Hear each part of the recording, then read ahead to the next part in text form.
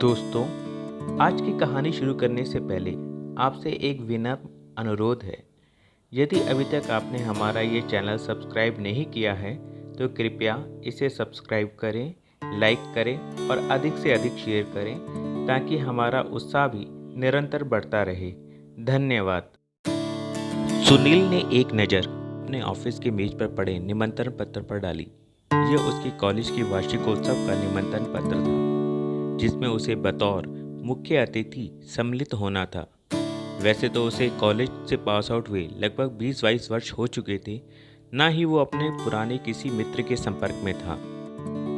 वो तो पिछले वर्ष उसे बेंगलोर में एक बिजनेस कॉन्फ्रेंस के दौरान नवीन मिला, जो कि दिल्ली से इस कॉन्फ्रेंस में शामिल होने के लिए ही आया था और वो उसके कॉलेज से ही पास आउट था। हालांकि दोनों एक दूसरे को पहले नहीं जानते थे, मगर एक ही कॉलेज से पास आउट होने के कारण उन दोनों के बीच जान पहचान हो गई। बातचीत के दौरान उसे नवीन से पता चला कि कॉलेज के वार्षिक समारोह में कॉलेज समिति द्वारा उन छात्रों को मुख्य अतिथि के रूप में बुलाया जाता है जिन्होंने किसी न किसी क्षेत्र में सफलता प्राप्त कर कॉलेज का नाम रोशन किया हो। 2 साल पहले नवीन को भी मुख्य अतिथि के रूप में बुलाकर शहर के नामचीन व्यक्तियों द्वारा सम्मानित किया गया था। किसी कारणवश सुनील की कंपनी बंद हो गई और उसे नई नौकरी की तलाश में वापस बेंगलोर से दिल्ली आना पड़ा और उसे सहजता से एक बड़ी कंपनी में ऊंचे ओहदे पर नौकरी भी मिल गई। दिल्ली वापस आकर उसके मन में इच्छा जागृत हुई कि पुराने दोस्तों से मिला जाए, साथ ही कॉलेज समिति द्वारा उसका भी सम्मान किया जाए। उसने अपनी उपलब्धियों से संबंधित अपना एक जीवन वृत्तांत कॉलेज समिति के पास भेज दिया। इस बार के कॉलेज के वार्षिकोत्सव के लिए सुनील का नाम भी मुख्य अतिथियों की सूची में शामिल कर लिया गया। शाम को 5 बजे सुनील ने नवीन को फ़ोन करके कार्यक्रम में जाने का समय पूछा तो नवीन ने बताया कि उसकी अपनी कंपनी के डायरेक्टर के साथ एक अत्यंत ज़रूरी मीटिंग तय हो गई है, इसलिए वो देर से कार्यक्रम में सम्मिलित होगा। नवीन की बात सुनकर सुनील की भी अपने पुराने कॉलेज के वार्षिकोत्सव में जाने की इच्छा नहीं रही, क्योंकि अब वो नवीन के अलावा किसी और को जानता ही नहीं था। लेकिन नवीन ने उसे समझाया कि वो मीटिंग से फ्री होकर जल्द से जल्द वहां पहुंच जाएगा। एक बड़ी सी गाड़ी में सवार होकर सुनील कार्यक्रम स्थल पहुंचा तो 2 छात्रों ने उसके मस्तक पर तिलक लगाकर पारंपरिक तरीके से उसका स्वागत किया। सुनील का परिचय जानकर एक छात्र किसी को बुलाने के लिए चला गया। सुनील को सामने से आता हुआ शख्स कुछ जाना पहचाना लगा। सुनील ने उस शख्स को गौर से ऊपर से नीचे तक देखा। सुनील की तुलना में वो व्यक्ति साधारण कपड़े पहने हुए था। अरे, ये तो सौरभ है, सुनील ने मन ही मन प्रसन्नता से कहा। सौरभ और सुनील की कॉलेज के दिनों में बहुत गहरी दोस्ती हुआ करती थी। अक्सर वो दोनों साथ साथ ही नजर आते थे। साधारण शब्दों में कहे तो वो एक दूसरे के परम मित्र थे। कॉलेज समाप्त होने के बाद सुनील पढ़ाई के लिए विदेश चला गया। उसके बाद उन दोनों के बीच में कभी कोई संपर्क नहीं हुआ। पहचाना? उस व्यक्ति ने मुस्कुराकर उसकी तरफ हाथ बढ़ाते हुए कहा। सौरभ, सुनील ने प्रश्नवाचक मुद्रा में कहा।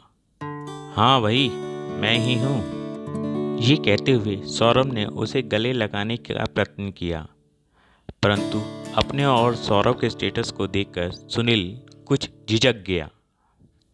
उसकी झिझक को सौरभ भी समझ गया, परंतु उसने अपने मन की बात जाहिर नहीं होने दी।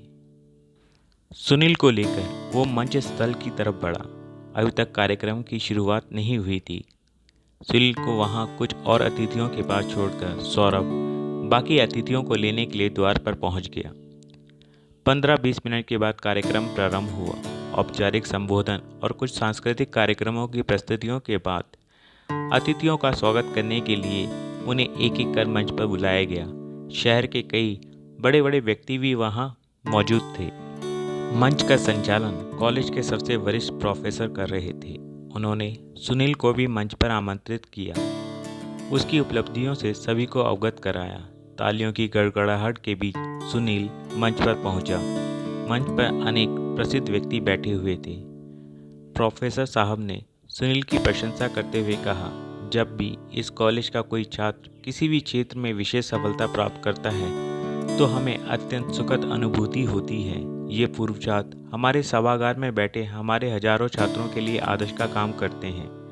इससे पहले कि सुनील अपने विचार हमारे सामने रखे, कॉलेज के वर्तमान छात्रों के साथ अपने जीवन और कैरियर के अनुभव साझा करे, उससे पहले मैं चाहता हूँ सुनील का स्वागत उसी का बैचमेट करे। एक मित्र दूसरे मित्र का सार्वजनिक रूप से स्वागत करे, इससे बढ़कर खुशी की बात क्या हो सकती है। इसलिए मैं मंच पर सौरभ को आमंत्रित करता हूँ। प्रोफेसर साहब की बात सुनकर सुनील सन्न रह गया। उसे उम्मीद थी कि मंच पर विराजमान कोई प्रसिद्ध हस्ती उसका स्वागत करेगी, परंतु यहाँ तो उसके अरमानों पर पानी फेर दिया गया। लेकिन उसने अपने मन के भाव अपने चेहरे पर नहीं आए दिए। जोरदार तालियों के बीच सौरभ मंच पर पहुंचा। पुष्पमाला पहना और स्मृति चिन्ह प्रदान कर सौरभ ने सुनील का मंच पर सम्मान किया। सुनील ने कृत्रिम मुस्कान के साथ यह सम्मान स्वीकार किया। तत्पश्चात वो सभा को संबोधित करने लगा। अपने जीवन में आई चुनौतियों, जीवन में किए गए संघर्षों, अपनी अटूट मेहनत को उसने अपनी सफलता का परिणाम बताया। जब तक सुनील का वक्तव्य चला, 1 मिनट के लिए भी सभागार में तालियों की गड़गड़ाहट नहीं रुकी, जो ये दर्शा रही थी कि छात्रों पर उसकी बातों का कितना गहरा प्रभाव पड़ रहा है। समारोह समाप्त होने के बाद जलपान की व्यवस्था भी की गई थी। यहाँ अनेक लोगों ने सुनील से मुलाकात की। यहीं पर उसकी मुलाकात पुनः सौरभ से हुई। इस बार सुनील सौरभ से और भी सहजता से मिला। शायद उसने जो मंच से अपने विचार व्यक्त किए थे, उसके बाद वो अपनी कथनी और करनी में एकरूपता लाना चाह रहा था, ताकि कोई उसे देखे तो वो उसे उतना ही सहृदय समझे जितना उसने मंच से खुद को प्रदर्शित किया था। सुनील ने अपनी जेब से अपना विजिटिंग कार्ड निकालकर सौरभ को दिया और उससे कहा, ये मेरा कार्ड रख लो, कभी भी किसी सहायता की आवश्यकता हो तो ऑफिस में आकर मुझसे मिल लेना। आखिर एक दोस्त ही दूसरे दोस्त के काम आता है। सुनील की बातों से साफ लग रहा था कि वो अपना बड़प्पन दिखाना चाहता है, परंतु सौरभ ने मुस्कुराते हुए कहा, हाँ तुम ठीक कह रहे हो, एक दोस्त ही दूसरे दोस्त के काम आता है। दोनों काफ़ी देर तक कॉलेज की पुरानी बातें करते रहे। इस पूरी बातचीत के क्रम में सुनील अपनी बड़ाई ही करता रहा।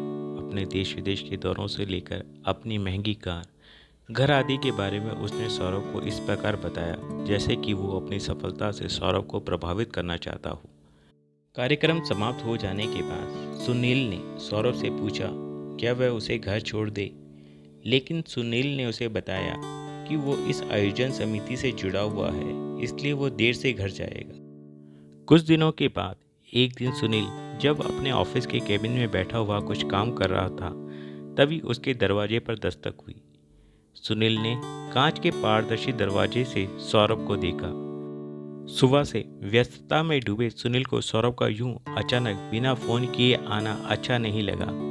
उसे अपने सेक्रेटरी पर भी गुस्सा आ रहा था कि कैसे उसने बिना पूछे सौरभ को उसके केबिन तक आने दिया।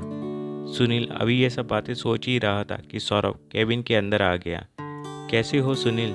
सौरभ ने उसे हाथ मिलाने के लिए अपना हाथ उसकी तरफ बढ़ाते हुए पूछा।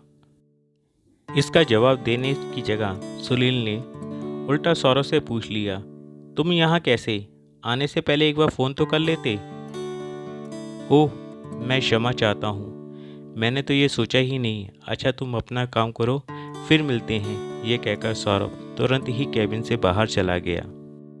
सुनील ने एक बार भी उसको रोकने या कुछ कहने की ज़रूरत नहीं समझी, बल्कि अपना गुस्सा निकालने के लिए उसने अपने सेक्रेटरी को केबिन में बुलाकर चिल्लाते हुए कहा, तुम्हें पता नहीं है मैं किसी से भी बिना अपॉइंटमेंट के नहीं मिलता, फिर तुमने कैसे किसी को भी मेरे कमरे में भेज दिया? सर, मैंने तो किसी को भी आपके केबिन में नहीं भेजा, सेक्रेटरी ने कहा। तो वो शख्स मेरे केबिन में कैसे आ गया? सुनील ने गुस्से से कहा। सर, आपके कमरे में तो सौरभ सर के सिवा कोई आया ही नहीं, सेक्रेटरी फिर बोला। सौरभ सर? कौन है वो? सुनील ने हैरानी से बोला। सौरभ सर इस कंपनी के भी डायरेक्टर हैं, क्या आपको पता नहीं? अब सेक्रेटरी ने हैरान होकर पूछा। नहीं, सुनील ने बड़ी मासूमियत से कहा, परंतु आपने जो अपना बायोडाटा इस पोस्ट के लिए भेजा था उसे सौरभ सर ने ही पढ़कर स्वीकृत किया था, इसलिए आपका कोई इंटरव्यू भी नहीं हुआ। ये सुनकर सुनील हक्का बक्का रह गया। उसे समझ नहीं आ रहा था कि वो क्या करे। पश्चाताप के आंसू उसकी आंखों से बहने लगे। वे अपने केबिन से दौड़ता हुआ सौरभ के पीछे भागा। सौरभ उसे कॉरिडोर में ही मिल गया। मित्र, मुझे क्षमा कर दो, ये कहकर वो सौरभ के पैरों में झुकने लगा। नहीं सुनील, तुम्हारी जगह यहाँ नहीं मेरे हृदय में है, ये कहकर सौरभ ने सुनील को अपने गले लगा लिया। एक क्षण में ही सुनील का झूठा अहंकार टूट चुका था। सुनील समझ चुका था वास्तव में मित्रता तो प्रारंभ से सौरभ ही निभा रहा है और वो तो केवल अपने झूठे अहंकार का दम ही भर रहा था।